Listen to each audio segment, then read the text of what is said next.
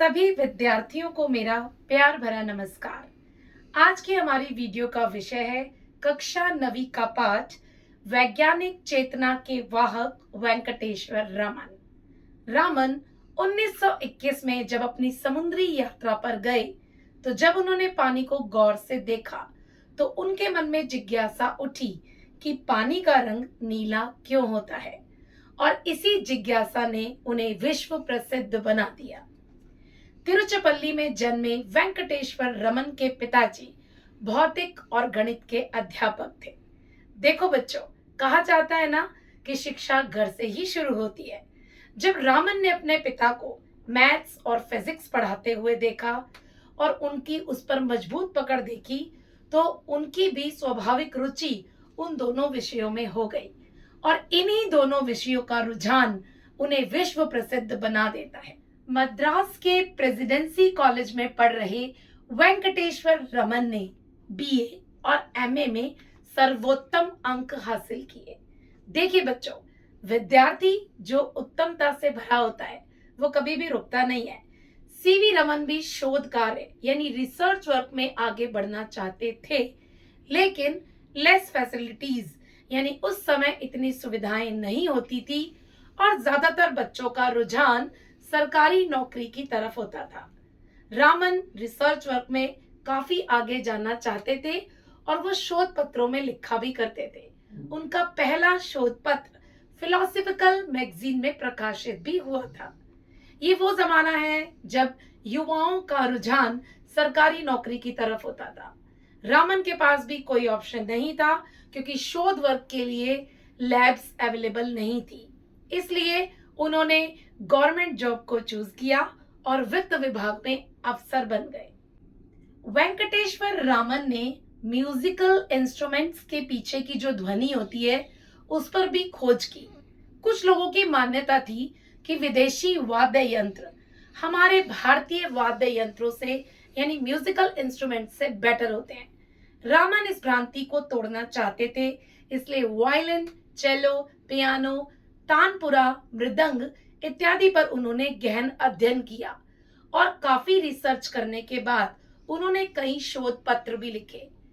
Famous educationist यानी शिक्षा शास्त्री आशुतोष मुखर्जी ने जब इतने प्रतिभाशाली छात्र के शोध पत्रों को पढ़ा तो वो हैरान हो गए कि इतना प्रतिभाशाली छात्र वित्त विभाग में नौकरी कर रहा है। वो चाहते थे कि इस सितारे को तो शिक्षा के क्षेत्र में, शोध के क्षेत्र में चमकना चाहिए। उन्होंने वेंकटेश्वर रामन को ऑफर किया जॉब का, और बच्चों जानते हैं कौन सी जॉब का? कॉलेज में प्रोफेसर की जॉब का। अब उस जमाने में सरकारी नौकरी कोई छोड़ना नहीं चाहता था क्योंकि सुविधाएं बहुत ज्यादा होती थी, सैलरी बहुत ज्यादा मिलती थी, लेकिन वेंकटेश्वर रामन शिक्षा के भक्त थे।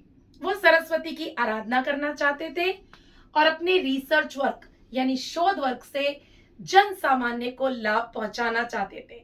इसलिए 1917 में उन्होंने जॉब छोड़ दी और प्रोफेसर की जॉब को ज्वाइन कर लिया।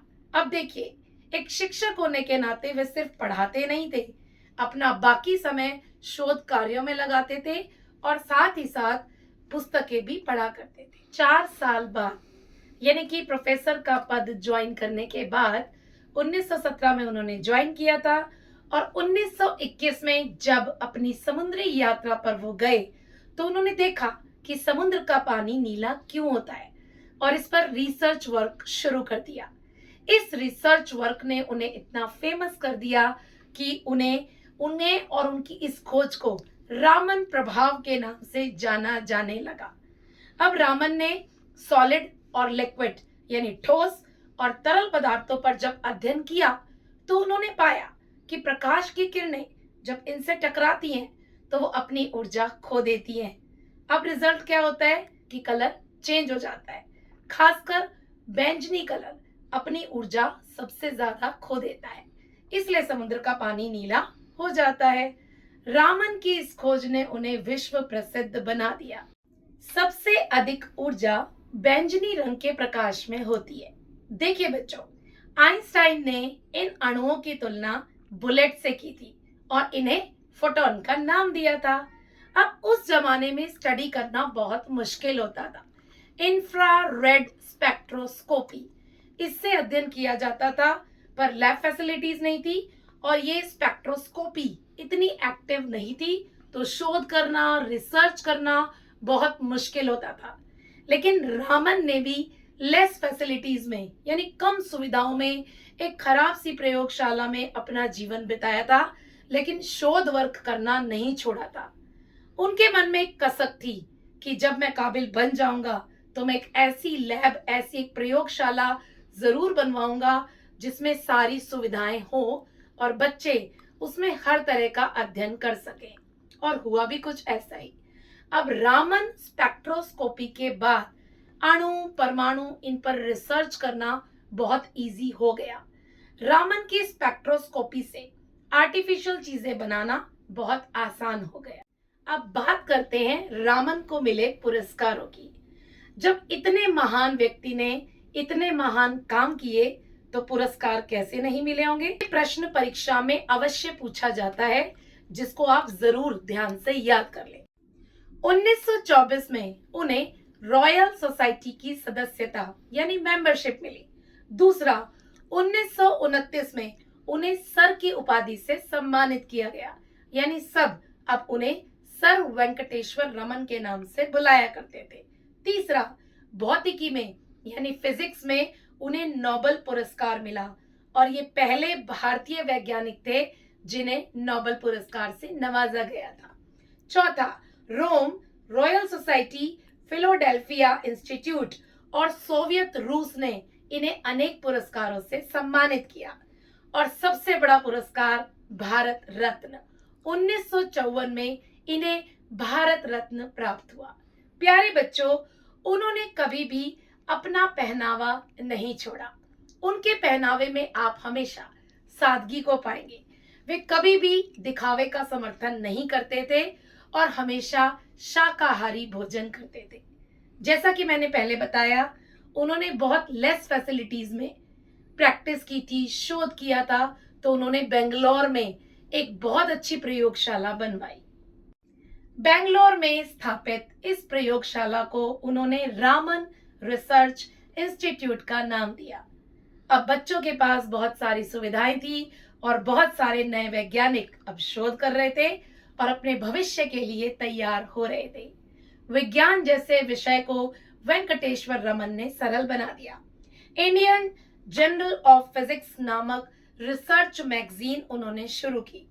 विज्ञान के प्रचार प्रसार के लिए उन्होंने करंट साइंस, यानी कि वो चाहते थे कि विज्ञान का प्रचार व प्रसार हो, इसलिए उन्होंने करंट साइंस नाम की पत्रिका का भी संपादन प्रारंभ किया। रामन के जीवन से, प्यारे बच्चों, हमें रामन के जीवन से सीख क्या मिलती है?